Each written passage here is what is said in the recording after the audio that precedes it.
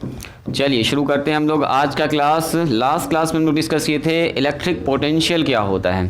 थोड़ा थोड़ा आपको याद होगा इलेक्ट्रिक पोटेंशियल के बारे में हम लोग पढ़ रहे थे। एक बार थोड़ा सा रिकॉल कराते हैं। देखिए, एक हमारे पास अगर चार्ज है, मान लो प्लस क्यू चार्ज। अब यहाँ ध्यान दो अनस, तो इस चार्ज के चारों तरफ एक फील्ड होता है, उसको हम लोग क्या बोलते हैं? Electric field. ये कहो ना, इस चार्ज का ये एरिया है, इस एरिया के अंदर दूसरा चार्ज अगर इंटर करेगा तो या तो उसको वो पुश करेगा या तो क्या करेगा? पुल करेगा, खींच लेगा। मान लो ये पॉजिटिव चार्ज, ये जो चार्ज बैठा हुआ है यहाँ पर, ये जो सर है पॉजिटिव चार्ज है, इसका ये एरिया है। इस एरिया के अंदर कोई घुसेगा तो या तो उसको वो खींच लेगा, वह तो या तो क्या करेगा? दूर करेगा। तो पॉजिटिव चार्ज के पास में अगर आप पॉजिटिव चार्ज को लाइएगा यहाँ तक तो ठीक है, जैसे यहाँ पर लाइएगा तो आप लेना अंदर जाना चाहिएगा, लेकिन इसको ये आ जाएगा बाहर। इस एरिया में जैसे घुसेगा दूसरा चार्ज तो उस पर एक लगेगा फोर्स ऑफ रिपल्शन, यानी कि प्रतिकर्षण बल लगेगा। अब मान लो यहाँ पर मैंने निगेटिव चार्ज लेके आए, अगर हम यहाँ पर माइनस चार्ज लेके आ गए, क्यों नॉट, निगेटिव चार्ज है, इसको लेके आएंगे, जैसे ही यहाँ पर अंदर घुसेगा इसको खींच लेगा अपनी तरफ ही, इसको करेगा दूर, इसको खींचेगा, क्योंकि इसके पास पॉजिटिव चार्ज है। पॉजिटिव चार्ज पॉजिटिव को रिपल्शन करेगा, रिपेल करेगा, और निगेटिव चार्ज को क्या करेगा? अट्रैक्ट करेगा। तो कहाँ तक करेगा अट्रैक्ट या रिपेल? इस जगह तक। ये जो जगह है, ये जो स्पेस है चारों तरफ, चार्ज के चारों तरफ, फुटबॉल के शेप का मान लीजिए, ये जो स्पेस है, इसी स्पेस का नाम है इलेक्ट्रिक फील्ड। क्या बोलते हैं इसको? Electric field. मतलब किसी चार्ज के चारों तरफ का वो स्पेस, जिस स्पेस के अंदर कोई दूसरा आदमी अगर घुसा तो उसको या तो घुसा आदमी मतलब चार्ज एंटर करता है तो या तो अट्रैक्शन रिपल्शन होगा या तो अट्रैक्ट, डिपेंड करेगा कौन सा चार्ज आप इसके करीब में ला रहे हैं। ठीक है, तो इसी फील्ड को हम लोग बोलते हैं, इसका ये है इलेक्ट्रिक फील्ड। तो हर चार्ज का अपना अपना एक फील्ड होता है जी। जितना ज़्यादा चार्ज होगा उतना स्ट्रांग उसके चारों तरफ क्या होगा? इलेक्ट्रिक फील्ड होगा उसका। एक ऐसा होता है स्फीयर के जैसा होता है, जैसे आप स्फीयर देखते हैं, इसके चारों तरफ से कोई भी आदमी घुसेगा अगर तो उसको या तो खींचेगा या तो दूर करेगा।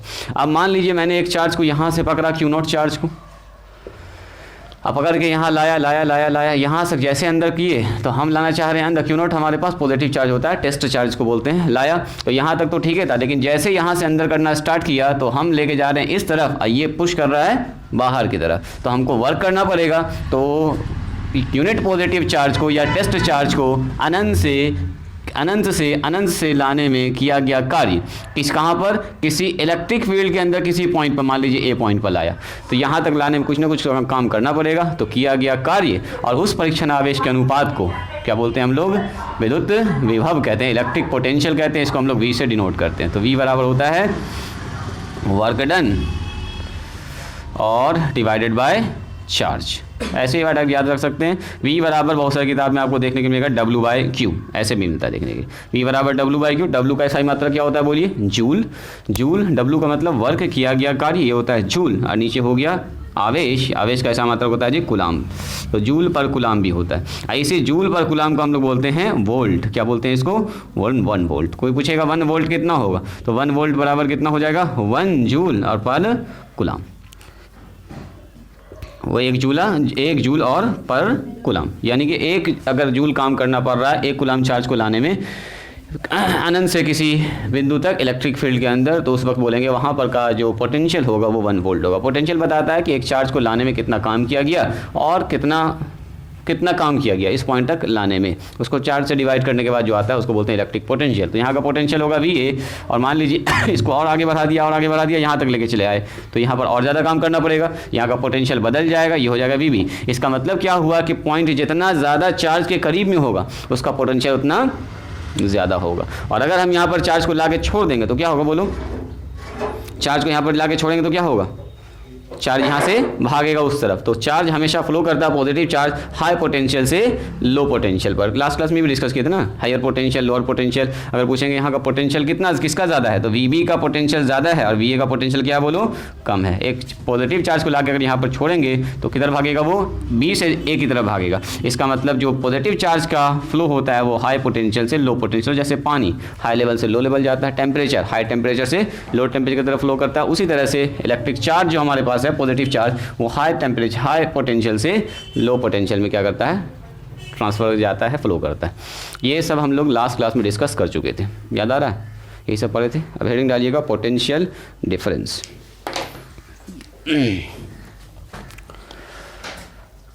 पोटेंशियल डिफरेंस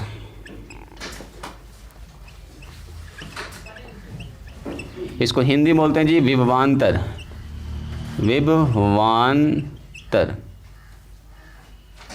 विभवांतर।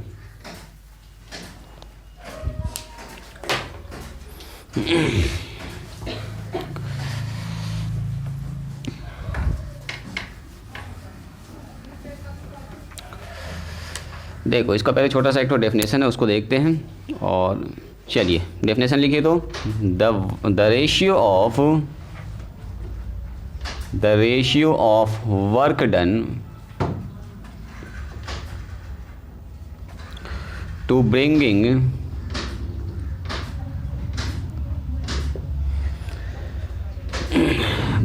a unit positive charge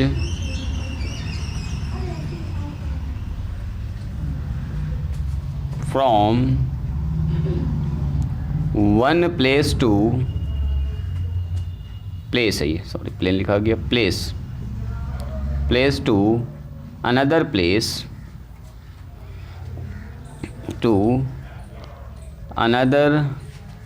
place in an electric field is called potential difference। जैसा इसका नाम है potential difference. It is an scalar quantity. ये हमारा एक स्केलर क्वांटिटी है जी, जैसे पोटेंशियल डिफरेंस होता है उसी तरह से ये स्केलर क्वांटिटी है। इसका SI unit, it's SI unit is also volt. ये इसका एसआई यूनिट भी वोल्ट ही होता है, या इसको बोलेंगे हम लोग जूल पर सेकंड, जूल पर कुलाम, ये भी कह सकते हैं आप। या एक डेफिनेशन इसमें और लिख सकते हैं। ये दोनों पॉइंट लिख लिए क्या आप लोग? ये दोनों पॉइंट लिख चुके हैं क्या? नोट में ऐसे करके लिख लीजिएगा, एक तो डेफिनेशन और ऐसे करके द डिफरेंस बिटवीन, जैसा इसका नाम है potential difference, the difference between two potential, दो पोटेंशियल के बीच के डिफरेंस को ही हम लोग कहते हैं पोटेंशियल डिफरेंस। दो विभवों के बीच के अंतर को बोलते हैं विभवांतर। जैसा हिंदी में लिखा हुआ है विभवांतर, तो दो विभवों के बीच के अंतर को बोलते हैं विभवांतर। Difference between two potentials is called potential difference।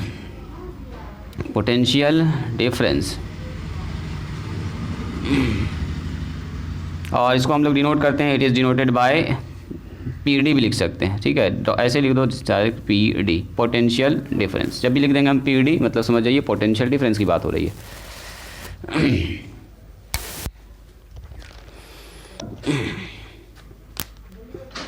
Positive charge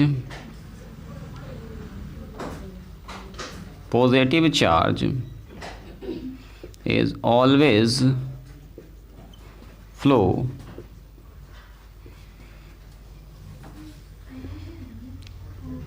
high potential to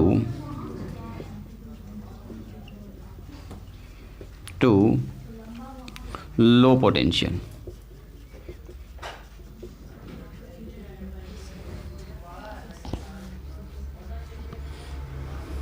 potential difference का इतना ही सा कहानी है, जल्दी से लिखिए तो दिखाते हैं आपको। इसका हो गया जी, मारिया लिख लियो पूरा। देखो अब यहाँ ध्यान दो, देखिए ये क्या कहता है कि हमारे पास जो काम किया जा रहा है, the ratio of work done to bringing a unit positive charge from one place to another place in an electric field. ये मामला चल रहा सारा इलेक्ट्रिक फील्ड के अंदर। देखो मान लीजिए हमारे पास ये है हमारा ये इलेक्ट्रिक फील्ड, इसको हम लोग बोल रहे हैं विद्युत क्षेत्र। समझिएगा ज़रा ध्यान से, ये हमारा है इलेक्ट्रिक फील्ड। इलेक्ट्रिक फील्ड कैसे बनता है सर? चार्ज होना ज़रूरी है, बीच में कहीं ना कहीं चार्ज बैठा हुआ होगा। तो मान लेते हैं यहाँ पर वो चार्ज है, इसका नाम है प्लस में क्यू, ये चार्ज है जिसके कारण चारों तरफ क्या है इसके इलेक्ट्रिक फील्ड है। अब मान के चलिए यहाँ से मैंने कोई चार्ज को पकड़ के लाया, यही है क्यू नॉट हमारे पास, ऐसे पकड़ के लाया, यूनिट पॉजिटिव चार्ज है, इसको ला रहे हैं यहाँ तक लाया। यहाँ तक लाने के बाद तो ठीक ठाक था, लेकिन जैसे इसके अंदर घुसे अब क्या होगा बोलो, हम लेके जाना चाहेंगे अंदर, और वो अंदर वाला चार्ज क्या करेगा, इसको बाहर फोर्स लगाएगा। तो बताओ इसको जब यहाँ से यहाँ तक लाएंगे तो कुछ ना कुछ तो काम करना पड़ेगा इस पॉइंट तक लाने में। क्या काम करना पड़ा, तो मान लेते हैं इस पॉइंट बी तक लाने में, हम जानबूझ के नाम बी लिख रहे हैं पहले, इसका यहाँ तक लाने में जो काम करना पड़ा उसका नाम मैंने लिखा WB, किया गया कार्य WB है। एग्जाम्पल मान लेते हैं कि यहाँ तक लाने में किया गया कार्य होगा कितना, तो मान लेते हैं कि 30 जूल का काम करना पड़ा होगा, 30 जूल, ठीक है। अब मान लो इसको पकड़ के यहाँ से फिर आगे बढ़ाए और यहाँ पर लेके आ गए, यहाँ पर लेके आ गए, कहाँ तक आ गए, पॉइंट ए पर लेके, तो वहाँ तक लाने में तो और ज़्यादा काम करना पड़ेगा, 30 जूल से और ज़्यादा करते करते करते करते काम यहाँ तक लाया। तो यहाँ पर जो काम करना पड़ा उसका मैंने नाम रखा है WA हो जाएगा ना, ए पॉइंट तक लाने में किया गया कार्य WA हो गया यहाँ पर, तो इसका नाम रखा मैंने A। और यहाँ तक लाने में मान लेते हैं 50 जूल का काम करना पड़ गया। जाहिर सी बात है यहाँ से यहाँ तक लाने में अगर 30 जूल काम करना पड़ा है तो यहीं से यहाँ इस चार्ज को यहाँ से यहाँ तक लाने में ज़्यादा काम करना पड़ेगा, क्योंकि और ज़्यादा फोर्स लगेगा उस तरफ से, आपको उधर करेगा और आपको एनर्जी लगा के उधर करना पड़ेगा।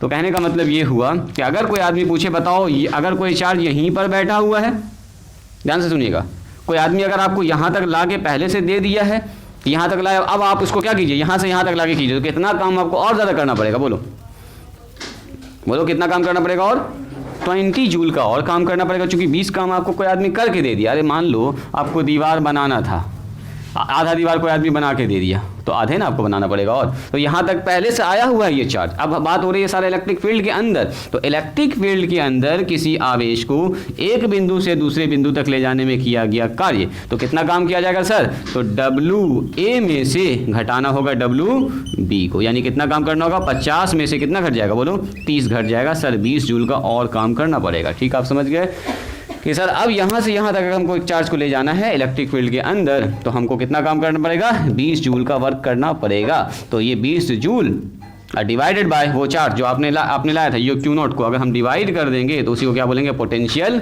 डिफरेंस। क्या बोलेंगे इसको जी, पोटेंशियल डिफरेंस। तो देखो कैसे लिखेंगे इसको, देखिए यहाँ पर लिखते हैं, तो पोटेंशियल डिफरेंस हमारे पास क्या हो जाएगा, डिफरेंस बिटवीन टू पोटेंशियल, इन दोनों के बीच का पोटेंशियल, उसको हम लोग बोलेंगे डिफरेंस बिटवीन टू पोटेंशियल।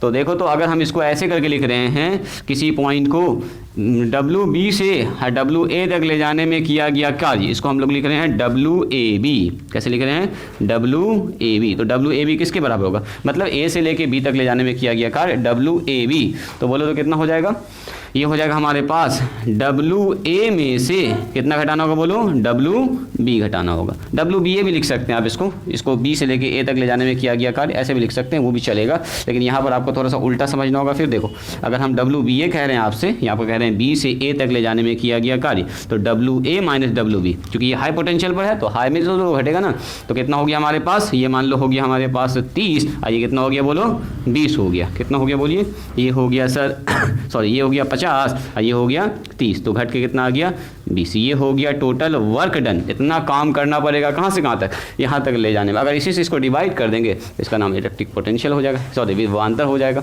इसको पहले लिखिए, तुम इसको पहले लिखिएगा, उसके बाद ऊपर इसका कैलकुलेशन दिखा रहे हैं, पहले इसको लिखिए,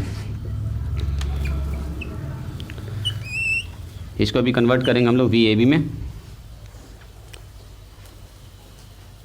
देखो, तो बात समझ में आई, यानी कि हम लोग इलेक्ट्रिक फील्ड के अंदर बात हो रही है। अगर इलेक्ट्रिक फील्ड के अंदर हैं और इलेक्ट्रिक फील्ड के अंदर क्या हो रहा है, एक चार्ज को आप एक पॉइंट से दूसरे पॉइंट तक ले जा रहे हैं, तो उसमें भी कुछ ना कुछ काम करना पड़ेगा। तो जितना काम करना पड़ा उसके चार्ज को अगर डिवाइड कर देंगे उससे, तो उसका नाम क्या होगा, इलेक्ट्रिक पोटेंशियल डिफरेंस। क्या बोलेंगे हम लोग, electric potential difference. Another place in an electric field is called potential difference. इसी को हम लोग बोलते हैं पोटेंशियल डिफरेंस, PD कहो potential difference. It is an scalar quantity, ये जो नंबर है ये जो एक किया गया कार्य है जी, और नीचे चार्ज दिखाता है, तो दोनों ही हमारा स्केलर क्वांटिटी है। इसको रिप्रेजेंट करने के लिए कोई डायरेक्शन की ज़रूरत नहीं है, सिर्फ मैग्नीट्यूड से अपना काम चलता है। तो आप पढ़े होंगे vector quantity, scalar quantity class 9th में। स्केलर क्वांटिटी का मतलब सिर्फ इसमें मैग्नीट्यूड होगा, डायरेक्शन नहीं होगा। चलिए, the SI unit of electric, the SI unit it's SI unit, इसका जो SI यूनिट होता है, इट्स लिख दीजिएगा यहाँ पर, it's SI unit is also volt. जैसे इलेक्ट्रिक पोटेंशियल का ऐसा मात्रक वोल्ट होता है, वैसे ही विद्युत विभव का भी ऐसा मात्रक क्या होता है, वोल्ट होता है, क्योंकि वही ना है, दो पोटेंशियल के बीच का डिफरेंस है, तो इसी का नाम है पोटेंशियल डिफरेंस।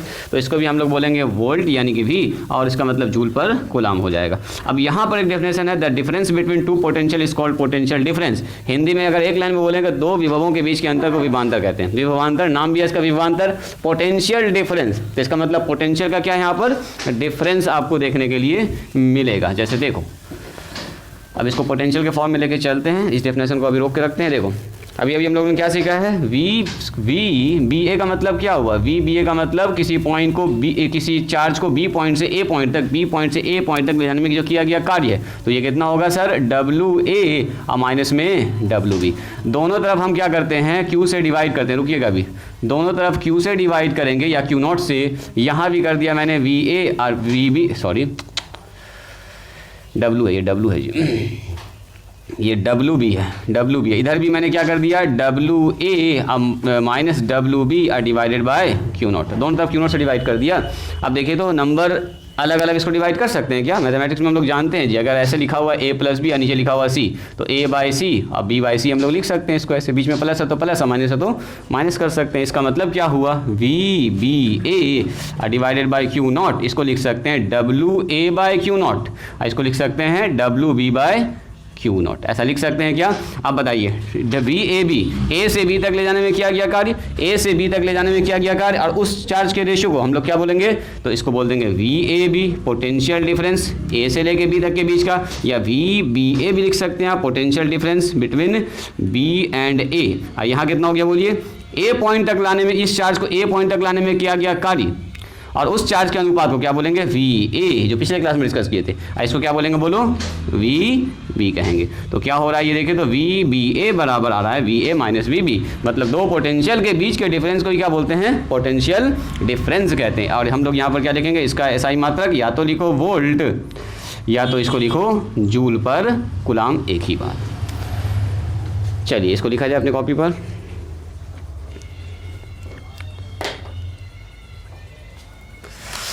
तो दो पोटेंशियल के बीच के डिफरेंस को हम लोग क्या बोलते हैं, potential difference. V A minus V B कहीं भी लिखा होगा तो वी बी ए आपको इसको लिखना है, ठीक है। अब समझाने के लिए एक तो बात बताते हैं ताकि आपको सीधा लगे, कहीं पर कोई कन्फ्यूज़न ना हो। इसको थोड़ा सा हम लोग सीधा करते हैं। और पॉजिटिव चार्ज कैसे फ्लो करता है, तो पॉजिटिव हम आपको पहले बता चुके हैं। पॉजिटिव चार्ज फ्लो कर रहा है कहाँ से कहाँ तक, हाई पोटेंशियल से लो पोटेंशियल की तरफ। पोटेंशियल डिफरेंस ये बताता है इलेक्ट्रिक फील्ड कितना ज़्यादा स्ट्रॉन्ग है। जैसे मैंने यहाँ पर कहा, देखिए अभी बताइए अगर मैंने आपसे पूछा वी ए बी का पोटेंशियल डिफरेंस कितना है, मतलब ए से लेके बी में कितना का डिफरेंस है, तो ये 50 है और ये सर 30 है। कितना का डिफरेंस है, बोलो बोलो बोलो, 20 का डिफरेंस है सर, 20 का डिफरेंस है ना, 20 वोल्ट का डिफरेंस है। अगर देखा जाए तो इन दोनों के बीच में 20 वोल्ट का डिफरेंस है।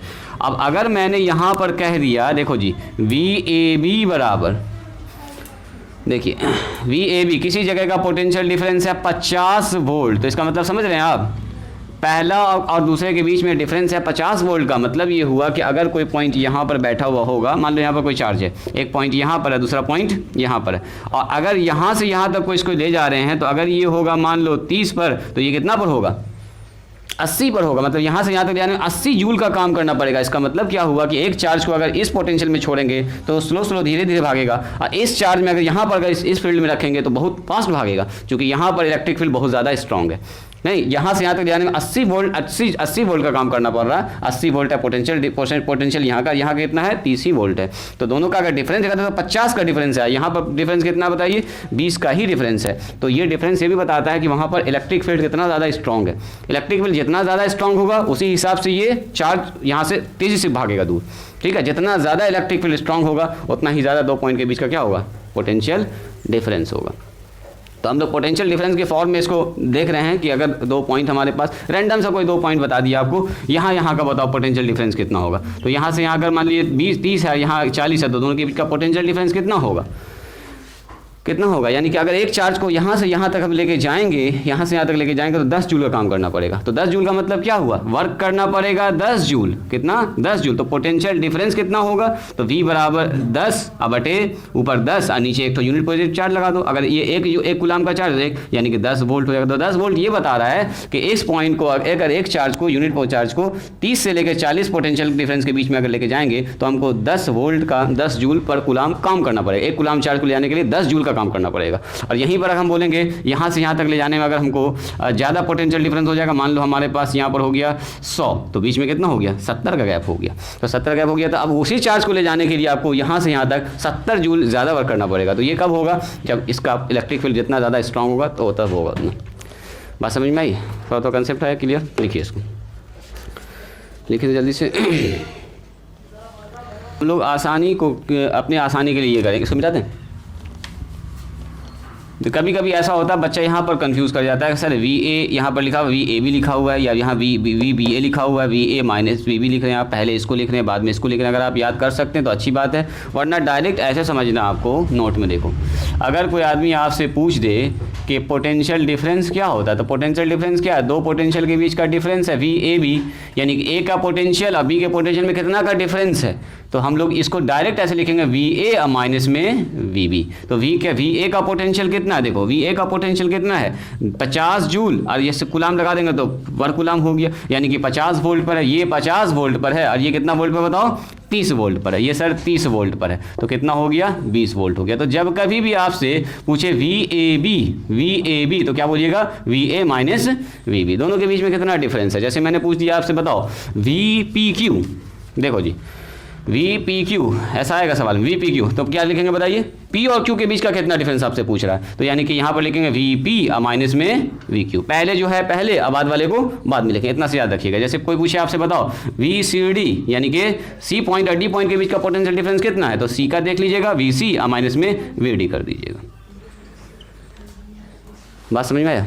सीधा आपको जो यहाँ पहले लिखा वो पहले है, जो बाद लिखा है उसको बाद में लिख देंगे, ठीक है। अगर उल्टा भी आप कर दिए तो डिफरेंस आ जाएगा, यही होगा कि यहाँ पर कर देंगे सर 50, इधर कर देंगे 30, तो यहाँ आ गया 20, लेकिन कोई मान लो 30 इधर 50 इधर कर दिया तो माइनस 20 जाएगा। तो ये भी तो पोटेंशियल डिफरेंस ही है, मतलब 30 का डिफरेंस है उन दोनों के बीच में। लेकिन निगेटिव ना आए तो हम लोग क्या करते हैं, बड़े वाले में हमेशा किसको घटाते हैं, छोटे वाले घटाते हैं। चलिए इसको लिखे दो स्टार मार्क में जल्दी से। जब भी कभी ऐसे पूछेगा तो आपको ऐसे निकालना, VA माइनस VB, VC पूछ दिया तो VC माइनस VD, पहले वाले में बाद वाले को घटाना, इतना सा आपको याद रखना।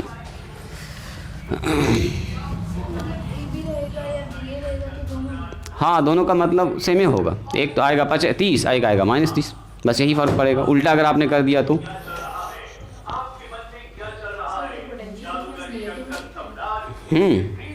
बाद बारी है जी इलेक्ट्रिक सेल की, यानी कि बैटरी जिसको हम लोग बोलते हैं सेल। लिखिएगा तो नेक्स्ट हेडिंग हमारे पास है सेल, जो कि पोटेंशियल डिफरेंस को बना के रखता है जी। सेल हिंदी में इसको बोलते हैं सेल, और नॉर्मली बोलचाल की भाषा में हम लोग इसको बैटरी भी बोल देते हैं जी। जैसे आप लोग जाते हैं बोलते हैं बैटरी दीजिए, घड़ी की बैटरी जब ख़त्म हो जाती है तो क्या बोलते हैं, दुकान में जाके एक तो बैटरी दीजिए। तो बैटरी असल में कॉम्बिनेशन ऑफ सेल है, उसको असल में सेल कहते हैं। एक ठो अगर आप ले रहे हैं तो उसका नाम है सेल। अब बोलिएगा सेल दीजिए तो ना समझेगा दुकानदार, बैटरी ये समझता है वो, तो बैटरी बोल देते हैं हम लोग बोलचाल की भाषा में। जैसे पहले सेल फ़ोन आता था, एक तो उसमें लगा हुआ है सेल, तो उसको हम लोग सेल फ़ोन बोलते थे। अब तो खैर चेंज हो गया सिस्टम। लिखिए, a device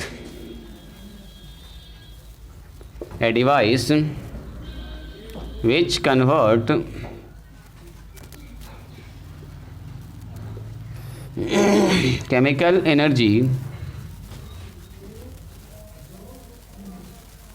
chemical energy into electrical energy is called, इसी को हम लोग बोलते हैं सेल, ठीक है। इसी के नीचे हम लिख सकते हैं ऐसे करके, the combination of cell, combination of cell, cell का जो कॉम्बिनेशन होता है, समूहन होता है जी, सेल्स इज कॉल्ड बैटरी।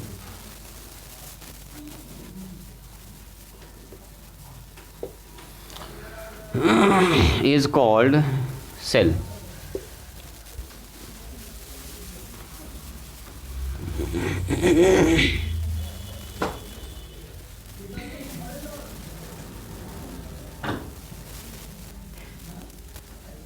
देखिए सेल इज, सेल या बैटरी, बैटरी वर्ड भी हम लोग यूज़ कर सकते हैं, बैटरी या cell. Cell battery is used या यूज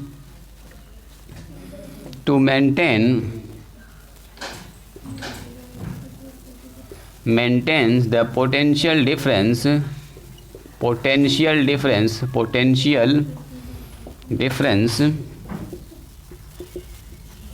ये यूज़ किया जाता है cell, potential difference in an electric circuit. किसी इलेक्ट्रिक सर्किट में पोटेंशियल डिफरेंस को मेंटेन करने के लिए हम लोग सेल का यूज़ करते हैं। The symbol of cell, cell का जो सिंबल है वो कुछ ऐसा होता है जी। देखो ऐसे करके हम लोग ऐसे और ऐसे लगाते हैं, एक तो प्लस लगाते हैं, एक तो में माइनस लगाते हैं। इसको बोलते हैं पॉजिटिव टर्मिनल और नेगेटिव टर्मिनल। और ऐसे नॉर्मली आप बैटरी देखते होंगे ऐसे बना हुआ, ये हमारे पास इस टाइप का ऐसे करके बैटरी रहता है। देखे होंगे निप्पो पावर जो भी देखते हैं बैटरी जो आप लोग खरीदते होंगे, इस सेल। ये वाला जो बाहर निकला था इसको बोलते हैं पॉजिटिव टर्मिनल, और ये जो चिपटा हुआ रहता है इसको बोलते हैं हम लोग नेगेटिव, माइनस वाला। पॉजिटिव वाले को, नेगेटिव वाले को कैथोड भी कहते हैं, और इसको हम लोग बोलते हैं एनोड केमिस्ट्री की भाषा में, और इसको हम लोग कैथोड और एनोड भी आप लोग पढ़े होंगे। पॉजिटिव वाले को हम लोग बोलते हैं एनोड, नेगेटिव वाले को हम लोग बोलते हैं कैथोड। लेकिन अगर बैटरी में लैंग्वेज में लोग इसको प्लस और माइनस से डिनोट कर देते हैं, बस बनाइए तो ऐसा।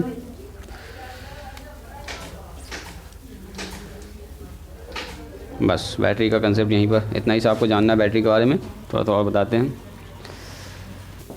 देखिए ये हमारा सिंबल किसका हो गया, सेल का। अगर कोई पूछे आपसे बैटरी का सिंबल क्या होगा, देखो बैटरी क्या होता है, कॉम्बिनेशन ऑफ सेल, एक के पीछे दूसरा, दूसरे के पीछे तीसरा बैटरी लगा दिया। ऐसे देखेंगे टॉर्च पहले के ज़माने में आता था जी, उसमें लंबा लंबा 3-4 ठो बैटरी लगता था उसके अंदर, एक के पीछे दूसरा, दूसरा के पीछे तीसरा। देखें हैं कभी आप लोग लगाए हैं क्या, टॉर्च आता था, हाँ लगाई हो। अब तो ये सब टॉर्च मिलता नहीं है, मोबाइल का ज़माना आ गया, मोबाइल में सब कुछ आ गया जी। ऐसे करके टॉर्च रहता था, टॉर्च, और उसके अंदर 3-4 ठो एक लाइन से बैटरी लगती थी, बटन दबाते थे हम लोग, फोकस पूरा मारता था, है ना जी। यहाँ पर टॉर्च रहता था, ये टॉर्च, ये पूरा ऐसे एकदम प्लस माइनस, ये कॉम्बिनेशन ऑफ सेल है, ये माइनस ये प्लस, इसका माइनस इसका प्लस, इसका माइनस इसका प्लस, ऐसे जुड़ता था प्लस माइनस करके। इसी को बोलते हैं हम लोग बैटरी। सिंबल में कैसे बनाते हैं, तो एक तो का प्लस, दूसरे का माइनस, फिर प्लस फिर माइनस, फिर प्लस फिर माइनस, ये बैटरी का सिंबल है। ये सेल का सिंबल है, एक सेल, इसको बोलेंगे सेल।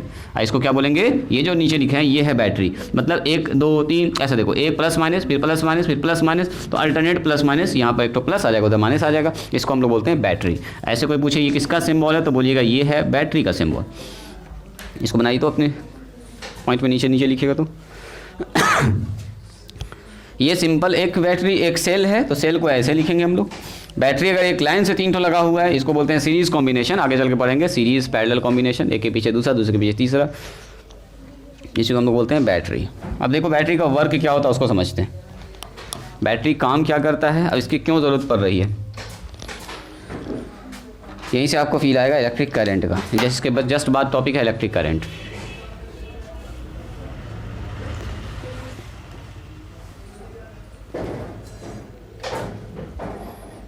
हो गया।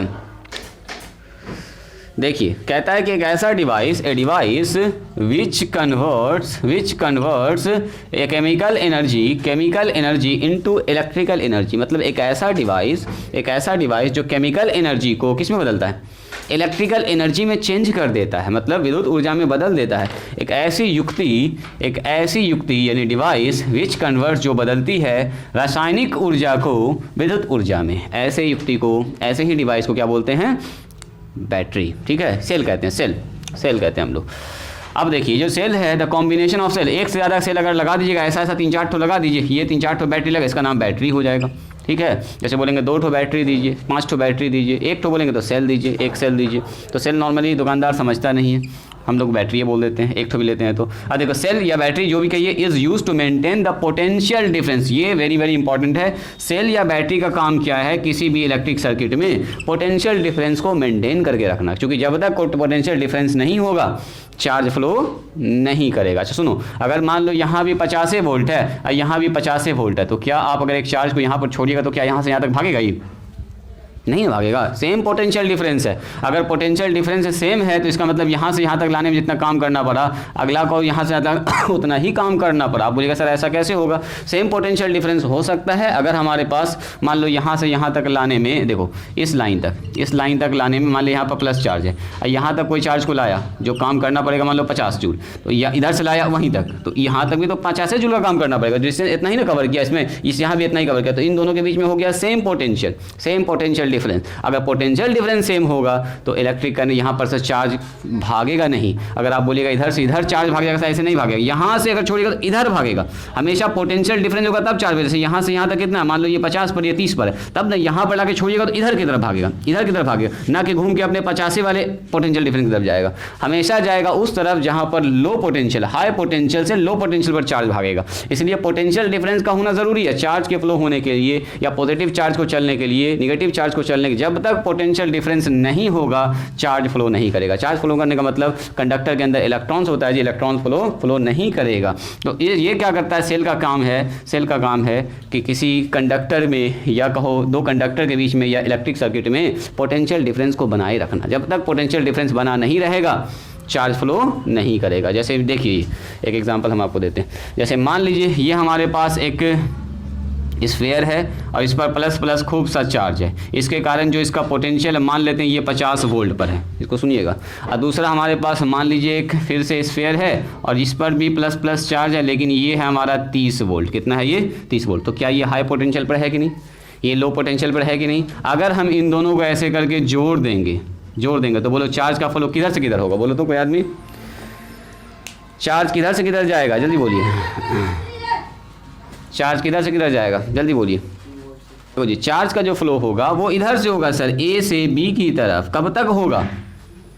अब इधर चार्ज बढ़ेगा तो इसका पोटेंशियल बढ़ेगा, जितना चार्ज उतना ज़्यादा पोटेंशियल। इसका मतलब क्या हुआ, चार्ज बढ़ेगा, इधर धीरे धीरे चार्ज बढ़ेगा, इधर धीरे धीरे चार्ज क्या होगा बोलो? घटे। कब तक बढ़ता रहेगा? घटता रहेगा सर, जब तक ये घटते घटते 40 पर ना आ जाए, और जब तक ये बढ़ते बढ़ते कहाँ पर आ जाए? 40। जैसे दोनों 40 पर आ जाएगा चार्ज का फ्लो होना रुक जाएगा, चार्ज पे फ्लो नहीं करेगा। मतलब कि there is no potential difference. इन दोनों के बीच में अगर पोटेंशियल डिफरेंस नहीं है तो नो फ्लो ऑफ चार्ज भी फ्लो नहीं करेगा। पोटेंशियल डिफरेंस जब तक बना रहेगा चार्ज फ्लो करता रहेगा, पोटेंशियल डिफरेंस जैसे खत्म हुआ चार्ज का फ्लो होना क्या होगा? रुक जाएगा। तो देखो कंडक्टर में क्या मामला होता है, जैसे मान लीजिए हमारे पास बैटरी का काम वही होता है। बैटरी का काम क्या होता है कि पोटेंशियल डिफरेंस को बना के रखना। जैसे मान लीजिए हमारे पास ये हमारे पास एक कंडक्टर है। अब इसको ज़रा सा फील कीजिएगा, ये हमारे पास एक कंडक्टर है, ये मान लेते हैं ये है कॉपर। किसका है? कॉपर, या जो मान लीजिए आप लोहा मान लीजिए, कॉपर ज़्यादा मानना बेहतर है, कॉपर ही हम लोग ज़्यादा यूज़ करते हैं कंडक्टर में। ये तांबा, इसको हम लोग क्या बोलते हैं? तांबा, यानी कि कॉपर। इधर सुनिएगा, देखो ये हमारा कॉपर का एक बार है जी, कॉपर का एक टुकड़ा है, इसको हमने पकड़ा है और ये बहुत बड़ा टुकड़ा है। इतना बड़ा भी अगर कॉपर ले लिया ना मैंने तो ये बहुत बड़ा हो गया। इसको थोड़ा सा हम आपको फील करवाते हैं। इसको मैंने क्या किया है, एक बैटरी के साथ जोड़ दिया ऐसे करके। मान लो एक तो बैटरी है, इसमें इधर प्लस चार्ज है, इधर कैसा चार्ज है जी? माइनस चार्ज है, जोड़ दिया। ठीक है, अब देखो क्या होने वाला है यहाँ पर। अब यही इलेक्ट्रिक करंट का जब डेफिनेशन बताएंगे तो यही वाला एग्जाम्पल जस्ट आपको देंगे। रुक जाओ जी सादिया, रुक जाओ। देखो ये हमारे पास एक बैटरी है, निप्पो बैटरी है, मान लीजिए लगा दिए एक तो बैटरी किसमें? कंडक्टर में, कॉपर का। ये हमारे पास कंडक्टर है, ए पॉइंट यहाँ पर है, बी पॉइंट यहाँ पर। तो पॉजिटिव चार्ज कहाँ आके जुड़ गया बोलिए तो? यहाँ पर आके जुड़ गया। अब बैटरी के अंदर ऐसा कॉम्बिनेशन होता है कि बैटरी में पोटेंशियल डिफरेंस पहले से क्रिएट होता है जी। एक तरफ मान के चलो इस पर प्लस चार्ज, ये प्लस है ना, तो मान लो इधर वाला आदमी सारा प्लस है, इसको थोड़ा फील कीजिएगा, ये प्लस है, ठीक है। और उस तरफ वाला आदमी सारा क्या है? उस तरफ वाला आदमी क्या है? सारा माइनस है। मान लेते हैं ये minus minus minus minus minus. तो बताओ तो जब ये वाला तार इससे आगे जुड़ा तो इसको क्या कर दिया इसने? इसको कर दिया प्लस, इस वाले एरिया को, ये वाला एरिया हो गया प्लस, और ये वाला एरिया कैसा हो गया बोलिए? Minus minus minus minus minus minus से ना जुड़ गया जाके, तो ये हो गया माइनस। अब बताइए एक तरफ बन गया प्लस, एक तरफ क्या बन गया? माइनस, और एक तरफ प्लस एक तरफ अगर माइनस हो तो क्या होता है ज़रा फील कीजिएगा, एक तरफ प्लस एक तरफ माइनस है तो इलेक्ट्रिक फील्ड आ जाएगा इसके बीच में, चार्ज के साथ तो इलेक्ट्रिक फील्ड होता ही है। तो इधर प्लस इधर माइनस, तो एक तरफ से इधर से जाएगा, इधर से जाएगा, इधर जाएगा, देखो प्लस से निकल के माइनस की तरफ, प्लस से निकल के माइनस की तरफ जाएगा, ये क्या हो गया आपका इलेक्ट्रिक फील्ड। तो यहाँ पर बनेगा एक इलेक्ट्रिक फील्ड जो कि जिसका डायरेक्शन कैसे होगा, प्लस से माइनस की तरफ, प्लस से माइनस की तरफ, प्लस से माइनस की तरफ, ऐसे हो जाएगा। ठीक है, अब सुनिएगा ज़रा ध्यान से, होगा क्या मामला। देखो अगर हम आपसे पूछेंगे कि जो कॉपर होता है वो होता है हमारे पास क्या, कंडक्टर, और एक कॉपर जो हमारे पास है, अगर 1 सेंटीमीटर क्यूब अगर आपने कॉपर लिया, कॉपर का ये छोटा सा टुकड़ा जो कि 1 सेंटीमीटर चौड़ा, 1 सेंटीमीटर ऊंचा और 1 सेंटीमीटर लंबा, कितना होगा 1 सेंटीमीटर, देखो जी थोड़ा सा हम आपको फील कराते हैं। देखो 1 सेंटीमीटर, यहाँ पर देखिएगा, ये जो आप देख रहे हैं ये है 1 सेंटीमीटर, फिर है 2 सेंटीमीटर, देखो इतना सा है 1 सेंटीमीटर, दिस इज़ 1 सेंटीमीटर। देखो यहाँ से यहाँ तक है 1 सेंटीमीटर, फिर हो गया अगला 2 सेंटीमीटर, इतना सा है जी। ये इतना सा टुकड़ा मान लीजिए आपके हाथ में है कॉपर का चकुट्टा सा, कैसा, अभी तो आप क्यूबाइट पढ़ ही रहे हैं, ये है क्यूबिकल शेप का। तो 1 सेंटीमीटर क्यूब जो कॉपर होता है, 1 सेंटीमीटर क्यूब कॉपर में जो नंबर ऑफ फ्री इलेक्ट्रॉन्स होता है, मतलब मुक्त इलेक्ट्रॉन जो घूम रहा है बार बार ऑर्बिट में, तो ये जो होता है ये होता है 8.5 गुना 10⁻22 इलेक्ट्रॉन्स। अब ज़रा इसको फील कीजिएगा, ये इतना छोटा सा जो टुकड़ा देख रहे हैं ना आप, इतना छोटा सा टुकड़ा जो आपके हाथ में दिखेगा भी नहीं दूर से कि कितना छोटा सा है, इतना 1 सेंटीमीटर का हाइट का ये वाला टुकड़ा, इस टुकड़ा में अगर फ्री इलेक्ट्रॉन्स पूछेंगे तो 8.5 गुना 10⁻22। ज़रा सा इसको अगर आप लिख के कैलकुलेट करना चाहिएगा, पढ़ना चाहिएगा, 8.5 गुना 1 2 3 4 5 6 7 8 9 10 11 12 13 14 15 16 17 18 19 20 21 22, इतना है। अब ज़रा पढ़ना स्टार्ट कीजिए, तो इकाही दहाई सैकड़ा हज़ार 10,000 लाख 10 लाख करोड़ 10 करोड़ अरब 10 अरब खरब 10 खरब अद्दम पद्दम महासंख, पढ़ते चले जाइए, ख़त्म हो रहा है। इतना है कि हालत ख़राब है, इतना इलेक्ट्रॉन्स है जी, वो भी इसमें इतना बड़ा टुकड़ा ले लेंगे तो सोचो तो कितना इलेक्ट्रॉन्स है।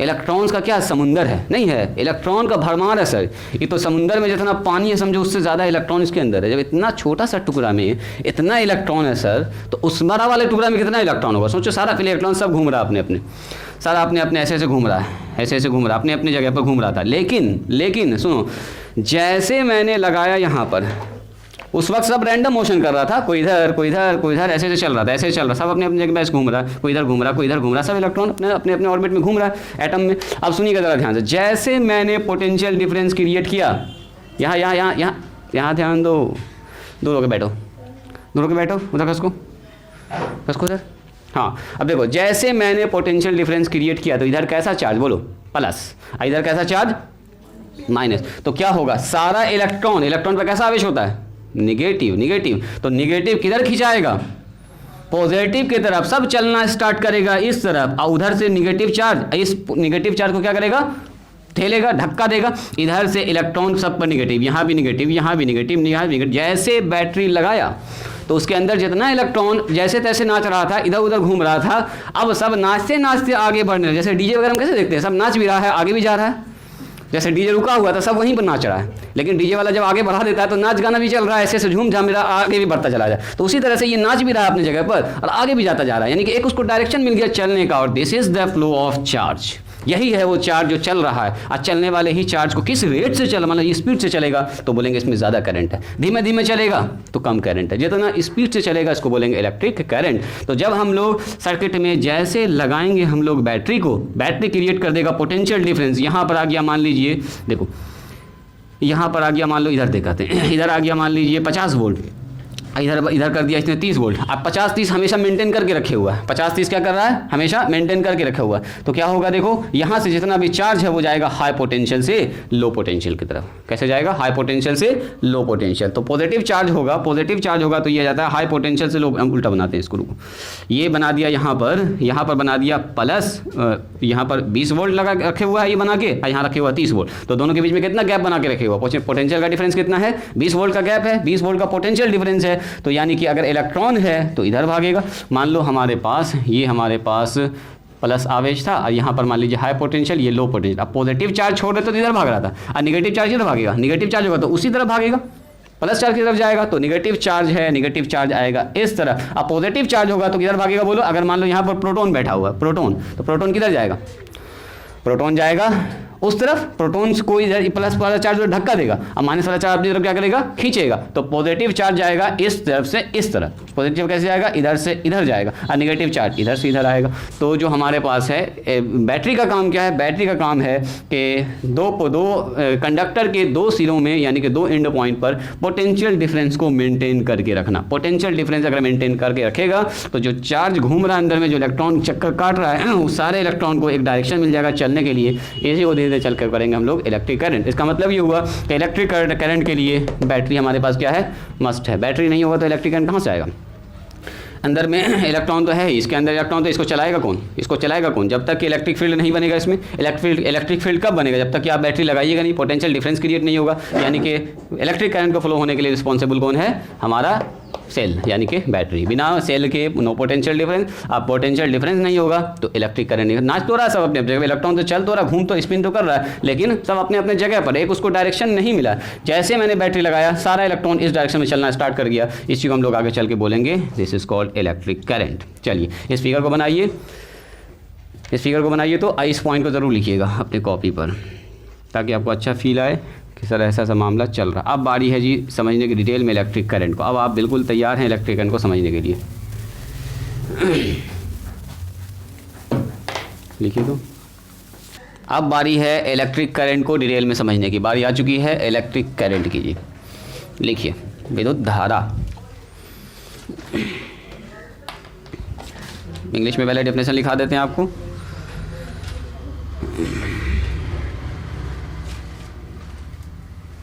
लिखिए इलेक्ट्रिक करंट, इलेक्ट्रिक TRIC है ये, इलेक्ट्रिक करंट यानी कि इसको बोलते हैं विद्युत धारा। जो आपके किताब में पहला टॉपिक लिखा हुआ होगा विद्युत धारा।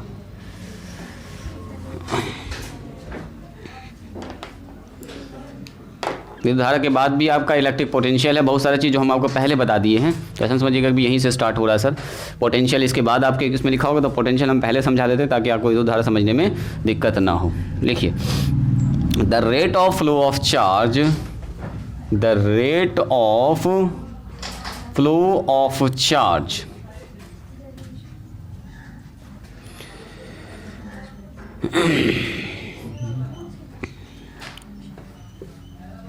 DC करंट नहीं, ऐसे लिखिए the rate of flow of charge is called an electric current.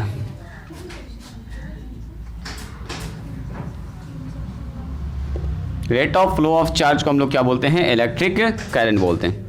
Electric current फिर से हमारे पास जो है, electric current is an scalar quantity. ये हमारा कैसा क्वांटिटी है, स्केलर क्वांटिटी है। ये भी मतलब इसमें सिर्फ मैग्नीट्यूड है, डायरेक्शन की कोई ज़रूरत नहीं पड़ती है। The SI unit of electric current, electric current का जो SI यूनिट होता है जी is ampere, denoted by, to be denoted by A. ठीक है, अगर कोई पूछे 1 एम्पियर बराबर कितना होगा, आता है एग्जाम में 1 एम्पियर बराबर कितना होगा, तो 1 कूलम पर सेकंड। अभी बताते हैं इसका सारा मतलब क्या हो रहा है।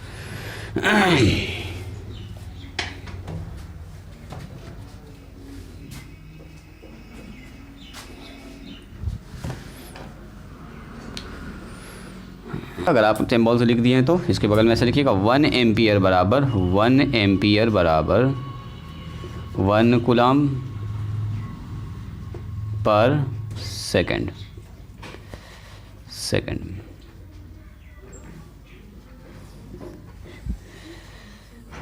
या इसी को हम लोग ऐसे लिखेंगे 1 एम्पियर बराबर 1 कूलम पर सेकंड। यही मतलब हुआ और कुछ नहीं।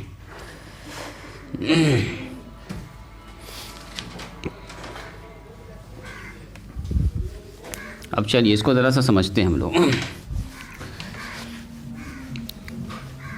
देखिए अभी हुआ क्या था, हम लोग क्या किए थे, हम लोग क्या किए थे, एक हमारे पास था कंडक्टर, ये हमारा एक कंडक्टर है। अब मैंने यहाँ पर लिखा है कंडक्टर जी, ठीक है, नॉट कॉपर। कंडक्टर का मतलब ये हुआ कि यहाँ पर कॉपर भी हो सकता है, एल्युमिनियम भी हो सकता है, लोहा भी हो सकता है, कुछ भी हो सकता है।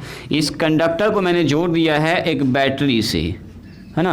अब ऐसे सिंबल बनाएंगे हम लोग, बैटरी जोड़ दिया, इसके पास प्लस है, इसके पास कैसा है बोलो, माइनस का चार्ज। अब बताइए इस कंडक्टर में जो फ्री इलेक्ट्रॉन बहुत ज़्यादा है, मान लो ना मन में कि कॉपर है सर, तो कॉपर है तो इसमें कितना इलेक्ट्रॉन है, इलेक्ट्रॉन का तो भरमार है, समुंदर है इलेक्ट्रॉन का, है ना जी। तो कहने का मतलब ये हो, जैसे मैंने जोड़ा तो ये बन गया प्लस प्लस और ये बन गया माइनस माइनस, हो गया एक तो पोटेंशियल डिफरेंस क्रिएट। तो इस कंडक्टर के अंदर जितना फ्री इलेक्ट्रॉन्स था जो अपने जगह पर नाच रहा था, दाएं बाएं, कोई इधर कोई इधर कोई इधर कोई इधर मोशन कर रहा था, उस सबको एक तो डायरेक्शन मिल गया एक तरफ चलने के लिए। तो ये सब कंडक्टर के अंदर जितना इलेक्ट्रॉन्स था, इलेक्ट्रॉन्स सब पर लगा एक फोर्स, या समझो कि इलेक्ट्रॉन कोई प्लस चार्ज अपनी तरफ खींच रहा है, अब माइनस तरफ इधर से क्या कर रहा है, धक्का दे रहा है। चूंकि इलेक्ट्रॉन के पास कैसा चार्ज होता है बोलो, निगेटिव चार्ज होता है, तो जाहिर सी बात है प्लस अपनी तरफ खींचेगा उसको इलेक्ट्रॉन को, और निगेटिव चार्ज से इधर इधर क्या करेगा, पुश करेगा, उधर से पुश होगा इधर से पुल होगा। तो इसका मतलब क्या होगा, ये इलेक्ट्रॉन पर एक डायरेक्शन हो जाएगा, इलेक्ट्रॉन इस डायरेक्शन में आपका चलने लगेगा। तो यह क्या हो रहा है, देखो तो इलेक्ट्रॉन के चलने का जो दर है, अब स्पीड ये कम भी हो सकता है, ज़्यादा भी हो सकता है। इलेक्ट्रॉन क्या एक चार्ज ही ना है, इलेक्ट्रॉन चार्ज है। तो यही बात कहता है, the rate of flow of charge is called an electric current, यानी कि चार्ज के फ्लो होने का जो दर है, जो रेट है, उसी को हम लोग क्या बोलते हैं, इलेक्ट्रिक करंट। यानी कि अगर कोई आदमी पूछे आपसे इलेक्ट्रिक करंट क्या होगा, देखोगे जरा ध्यान से, इलेक्ट्रिक करंट बराबर, अभी लिखेंगे कोई नहीं समझेंगे पहले, इलेक्ट्रिक करंट तो यहां पर लिखेंगे फ्लो ऑफ चार्ज,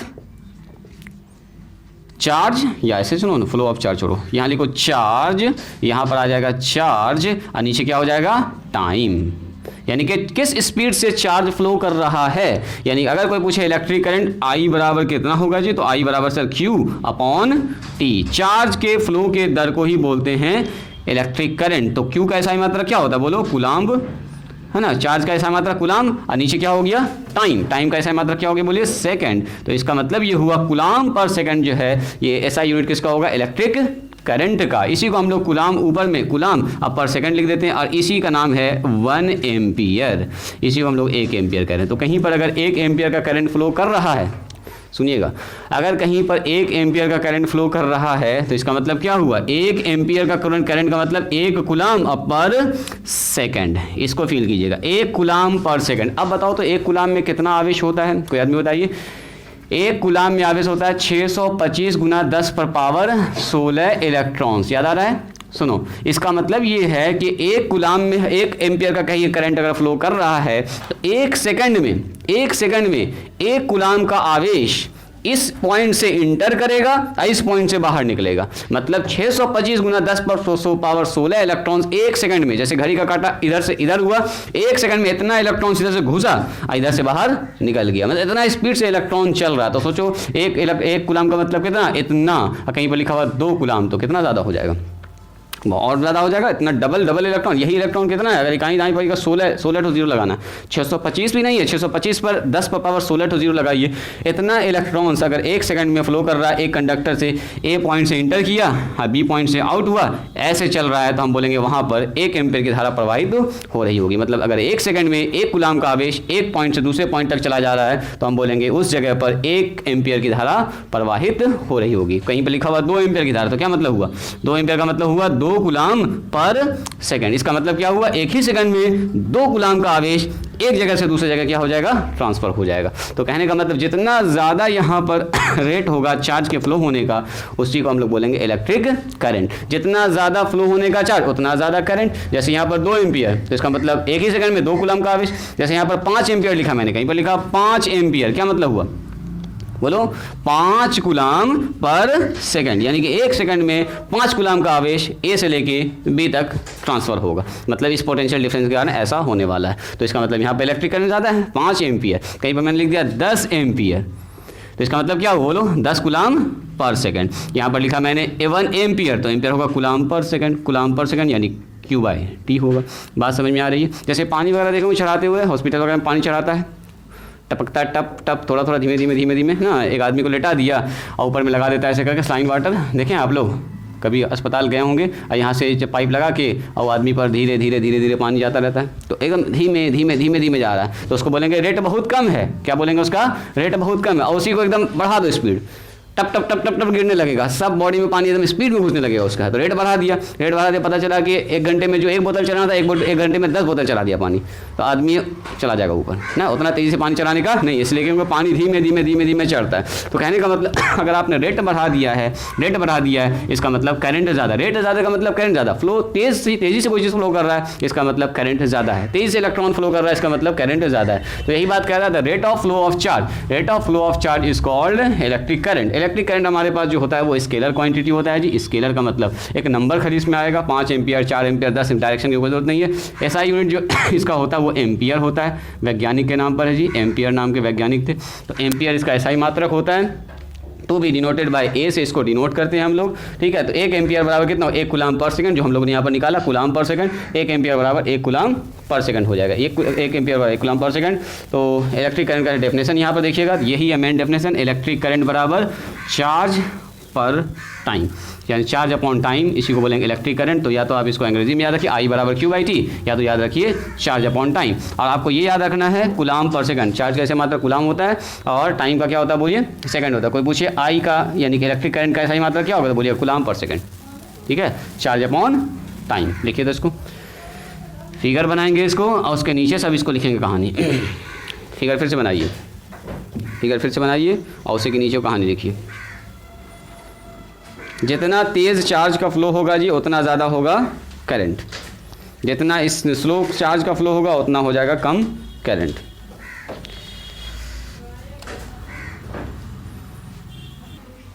सुनिए, अब जो है डायरेक्शन ऑफ इलेक्ट्रिक करंट, इसको लिखिएगा तो इंपॉर्टेंट टॉपिक है जी, direction of electric current. Electric current का डायरेक्शन कैसे मार्क करेंगे, ठीक है।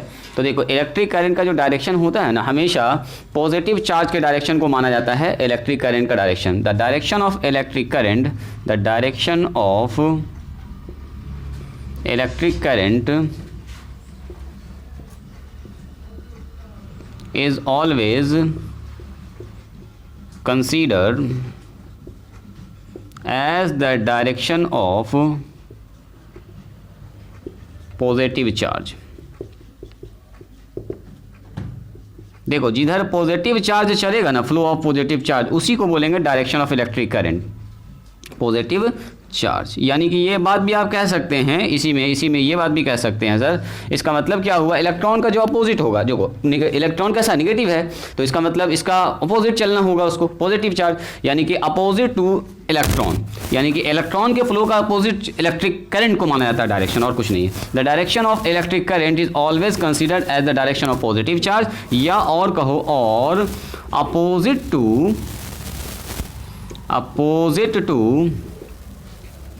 द फ्लो ऑफ इलेक्ट्रॉन्स के जो फ्लो का डायरेक्शन है उसी का जस्ट अपोजिट,